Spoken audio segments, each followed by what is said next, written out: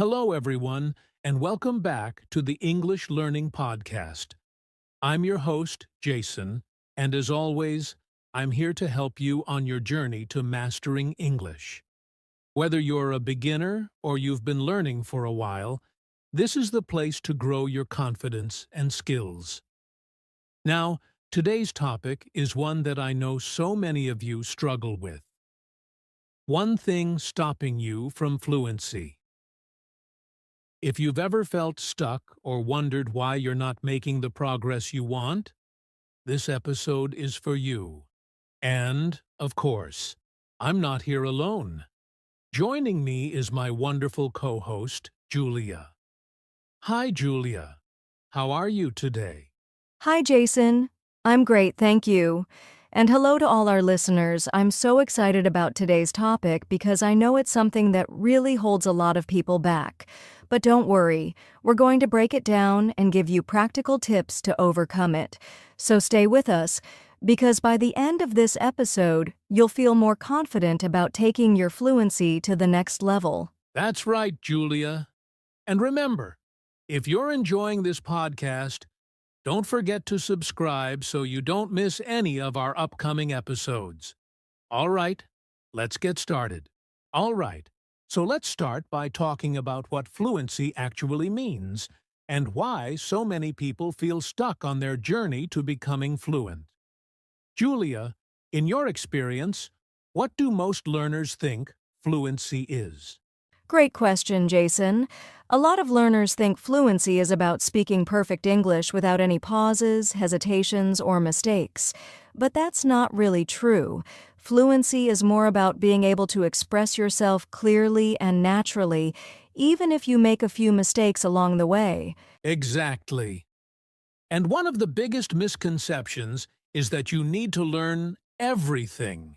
Every word, every grammar rule, every pronunciation detail before you can be fluent. That's simply not the case. What's your take on that? I completely agree. I've seen learners spend so much time trying to memorize long lists of vocabulary or stressing over grammar, but they still don't feel confident when it's time to speak. And you know why? Because fluency isn't about knowing everything. It's about using what you know effectively. Yes, and that's where the real struggle comes in. So many learners spend their time doing things like studying alone, reading textbooks, or watching videos passively. But when it's time to actually talk, they freeze. And there's one major reason for that. Julia, do you want to reveal what it is? Of course, the biggest thing stopping most people from fluency is fear. Fear of making mistakes, fear of sounding silly, fear of being judged, and honestly, Jason, I think this fear holds back more learners than anything else. Absolutely. And that's why we're dedicating this episode to helping you understand this fear, where it comes from, and, most importantly, how to overcome it. So if you've ever felt scared to speak English, you're not alone, and we're here to help. Let's dive in. Now that we've set the stage, let's talk about this big barrier. Fear of making mistakes. Julia, why do you think this fear is so common among English learners? You know, Jason, I think it's because most people want to be perfect. They don't want to sound foolish or say the wrong thing, especially when they're speaking to native speakers. It's like they feel this pressure to perform perfectly, and that pressure can be paralyzing. Exactly. And that fear often leads to hesitation. You start second-guessing yourself. What if I say the wrong word? What if my grammar is incorrect? What if people laugh at me? These thoughts can make it feel safer not to speak at all. But of course, that only makes the problem worse. Yes, it's like being stuck in a cycle. The less you speak, the less confident you feel, and the more you avoid speaking. I've even heard learners say things like, "I'll practice speaking when my English is better." But how can your English get better if you're not practicing speaking? That's such a good point, Julia. I've also noticed that this fear often starts in school, where mistakes are sometimes punished or corrected too harshly. Learners get used to thinking mistakes are bad, and that mindset follows them into adulthood. Right. And it doesn't help that social media or online forums can sometimes make people even more nervous. If someone corrects their mistake publicly, it feels embarrassing. But here's the thing.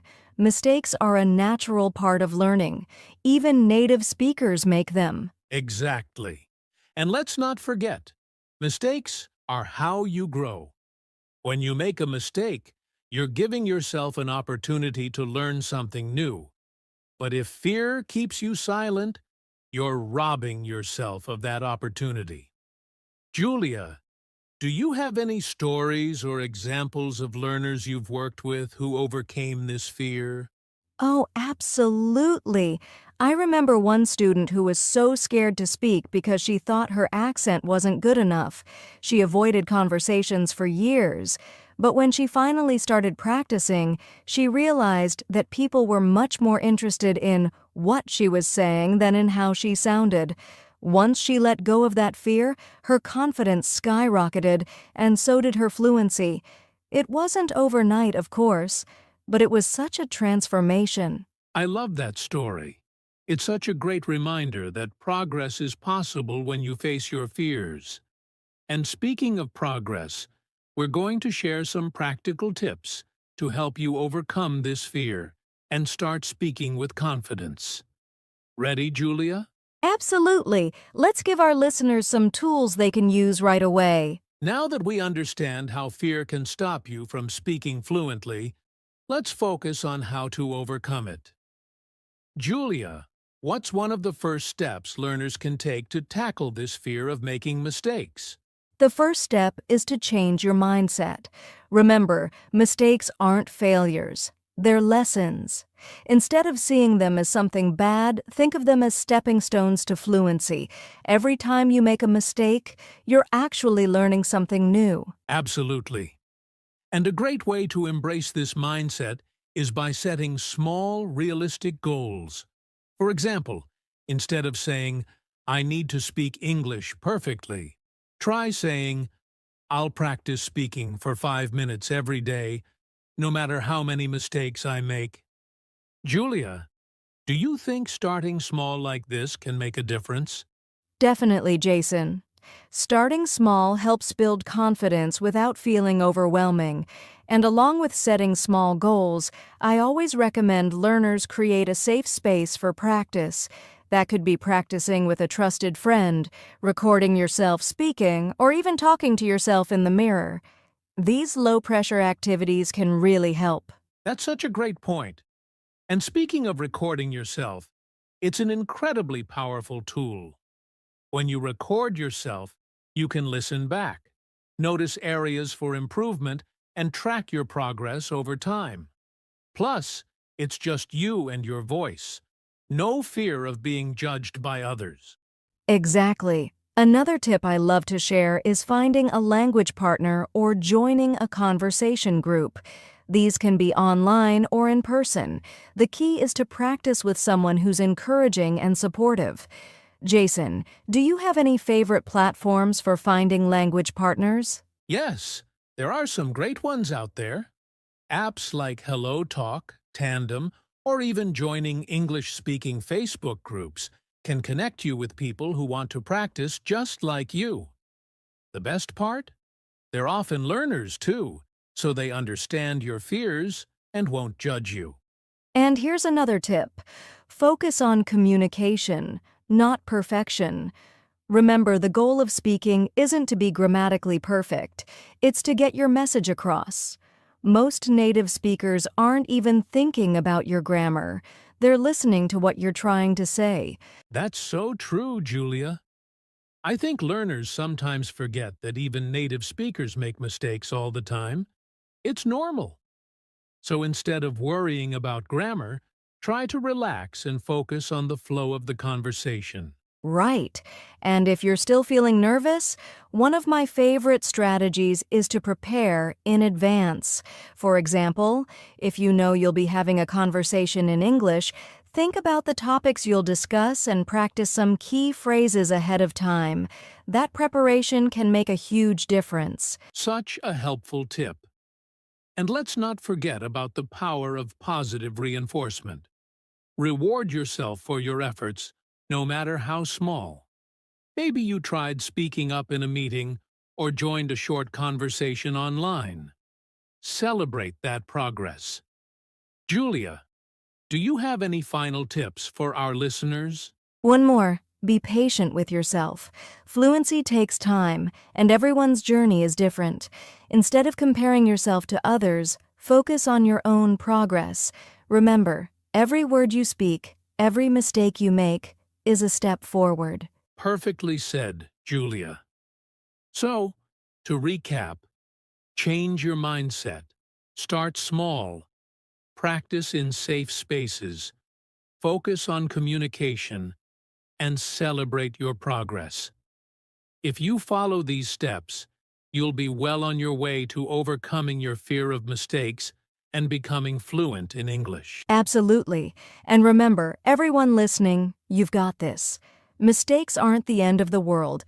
They're just the beginning of learning something new. Now, let's wrap things up with some final thoughts and a bit of inspiration for you to take with you. We've covered a lot today, but before we go, we want to leave you with a bit of inspiration. Julia, what's one final thought you'd like to share with our listeners about overcoming their fear and achieving fluency? I'd say this. Fluency isn't about perfection. It's about connection. Think about why you're learning English in the first place.